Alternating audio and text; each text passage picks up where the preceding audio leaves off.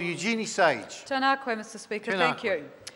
Would be pleased to be speaking on the Environment Canterbury Restoration of Democracy Bill, but we've got the exact opposite here. So the Green Party strongly opposes the Environment Canterbury Transitional Government's Arrangements Bill because Cantabrians should not be treated as second-class citizens and having to live with second-class local body representation, which is what this bill is about, by continuing to have appointed commissioners that the ministers handpick and not returning to a fully elected regional council. Because that's what Nick Smith promised in 2010 when the government axed elected councillors at ECAN, that we would get democracy back in 2013. That didn't happen, and it's not happening in this bill. And no other regional or unitary council across the whole of New Zealand, in fact no other council, has this half-pie democratic option of having half the councillors.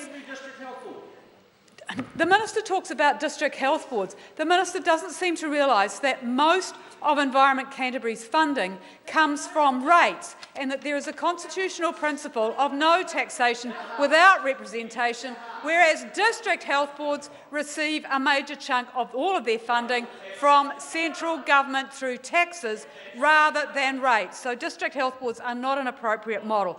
But I'd just like to talk a bit about history, because the Minister has misled people again. He claims that ECAN had no water plans in place. In fact, there was a proposed natural resources regional plan which was reaching the end of its hearing process, and which the commissioners picked up, adopted and made operative a couple of months after they were appointed. The Minister said there was no, it is true, Minister, the Minister said there was no collaborative process. Well, that's interesting, because it was elected councillors which developed the Canterbury Water Management Strategy, which provided for a collaborative process and which finalised the strategy before they were rudely got rid of.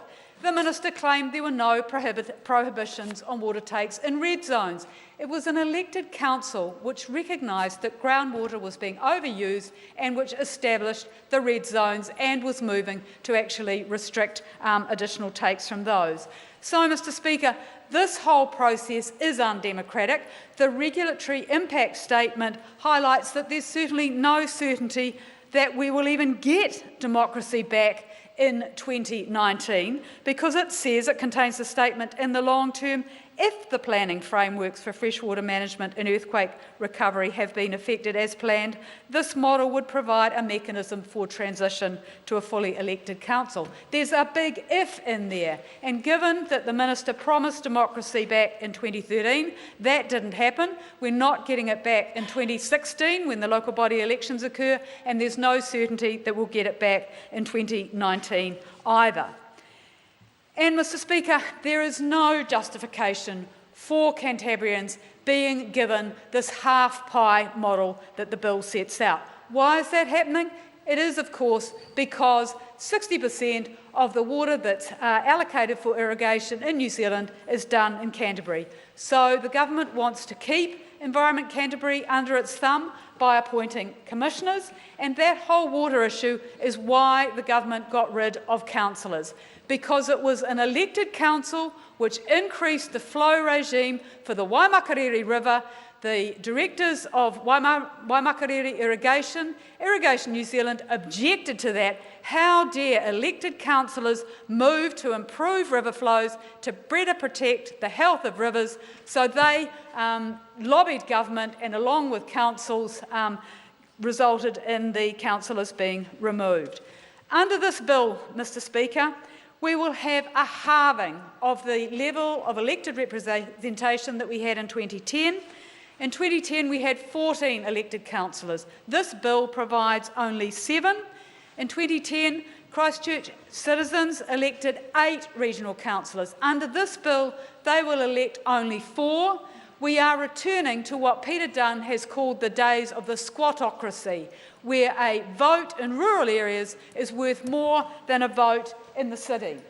Under this bill, we will see one councillor in Christchurch representing more than 90,000 citizens, but in South Canterbury, a vote is worth more because one councillor there will be representing only 59,770 citizens. So it is gerrymandering, effectively, where you get constituencies established and they haven't got the same number of citizens being represented by councillors.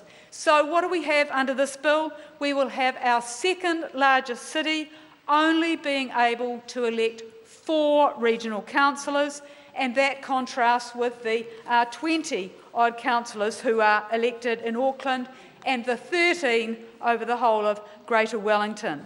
So this government wants yes men and yes women in place at Environment Canterbury, so it can continue to control the direction of that council. It can continue to ensure that we have more irrigation, more intensive agriculture, and of course more water pollution. And you only have to look at the performance of these commissioners that the government's appointed, and we've seen a decline in water quality.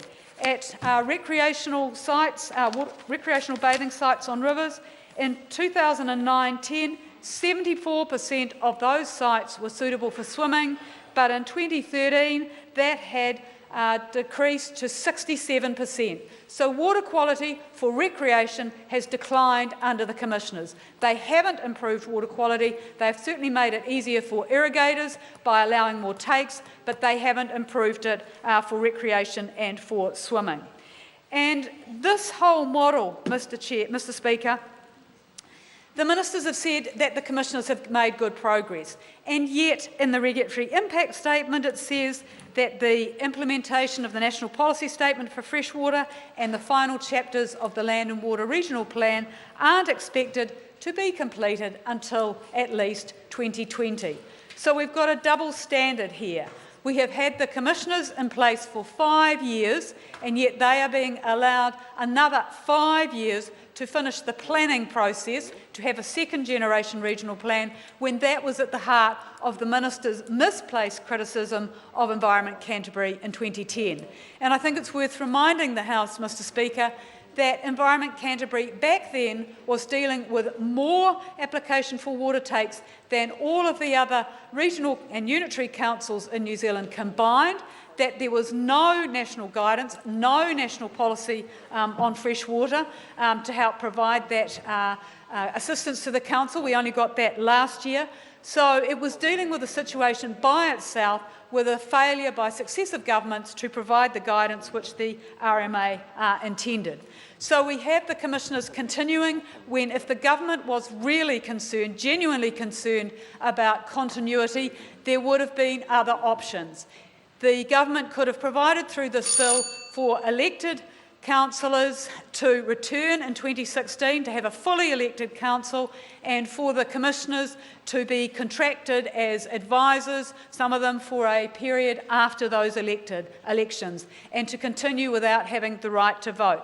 That would have been an alternative if the government trusted the citizens of Canterbury, which it doesn't. But the Green Party does. It believes that Cantabrians are ready to elect a competent council to pursue policies of sustainable management of water, the coast, soils, air quality, natural hazards, and to make much more progress than the commissioners have in actually improving water quality, not allowing it to further decline as has happened under the commissioners. The Green Party would listen to the more than 500 submitters on the government's review document who wanted democracy restored. It would listen to the Christchurch City Council, which has said that it wants effective, open and transparent processes back, rather than this hybrid model which the government is proposing.